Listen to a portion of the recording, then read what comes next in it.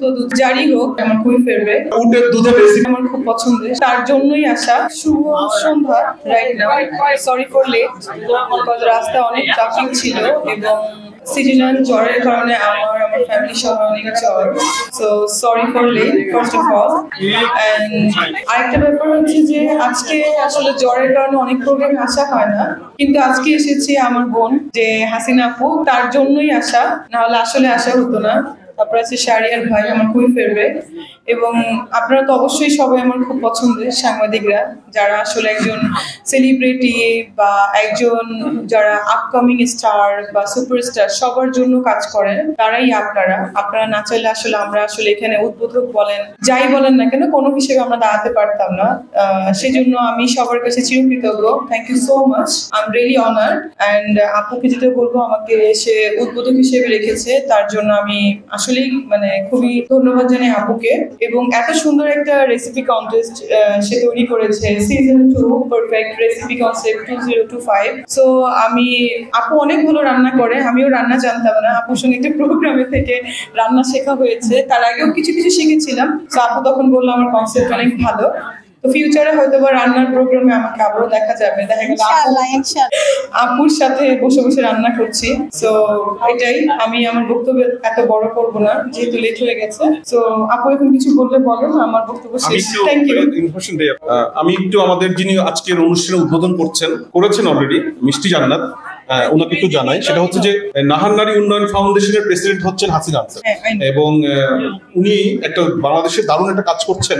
সেটা হলো বাংলাদেশের যে ঐতিহ্যবাহী রান্নাগুলো আছে, এই রান্নাগুলোর রেসিপি গুলোকে উনি আবার জীবন্ত করছেন এবং সারা বাংলাদেশে এটাকে উনি বই আকারে এস্টাবলিশ করছেন, যেন এটা একদম কিয়ামত পর্যন্ত থেকে যায়।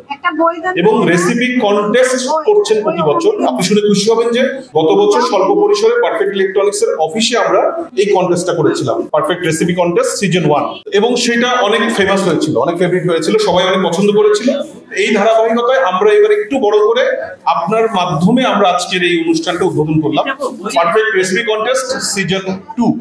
তো এখন এটা সাফল্যমণ্ডিত হলে আমাদের ইচ্ছা আছে যে এই অনুষ্ঠানটা প্রতি বছর আমরা করব এবং আরো বড় করে অনেক করে করব। না, এটা তো আসলে ইন্টারন্যাশনালি করা উচিত আমি মনে করি, নট অনলি বাংলাদেশ, কারণ এই কনসেপ্টটা বাংলাদেশে কেউ এখনো তৈরি করেনি, যেটা হাসিনা আপু করেছেন। সো আমার মনে হয় এটা ইন্টারন্যাশনালি হোক। আপুর সঙ্গে আমার রাতে কথা হয়েছে অনেকদিন, যেটা আমরা আসলে দেশের বাইরে দুবাই, ইউএসএ, ইউকে, কানাডা, সব জায়গায় আমরা আশা করবো আপু করবে। এবং এটার সঙ্গে সঙ্গে যেটা কথা হয়েছিল আপুর সঙ্গে, যে আমাদের মনে হয় অনেক অ্যাওয়ার্ড প্রোগ্রাম, সাথে ওখানে কালচারাল প্রোগ্রামও হবে, আমরা অনেক স্পন্সর নিব। সো এটা নিয়েও আপুর সঙ্গে কথা হয়েছিল। সবাই দোয়া করবেন আপুর জন্য, আমার জন্য।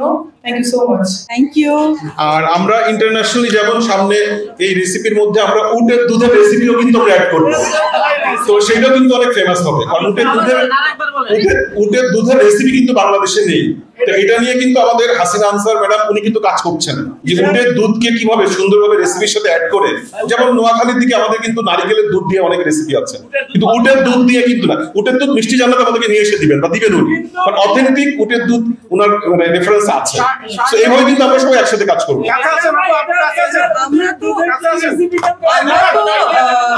অলরেডি লঞ্চিং করছি বাংলাদেশে পাউডার আকারে, এটা আমি বলেছি কিছুদিন আগে। এটা আসলে লেট হচ্ছে বিকজ অফ ওটা ইম্পোর্ট করা হচ্ছে, লাইসেন্স বের করা হচ্ছে, export imported, that's why delay হচ্ছে। সো আমি আশা করব যে আসলে মিল্ক তো মিল্ক না, দুধ তো দুধ, সো উটের হোক আর যারই হোক, সো এটার একটা পুষ্টিগুণটা বেশি।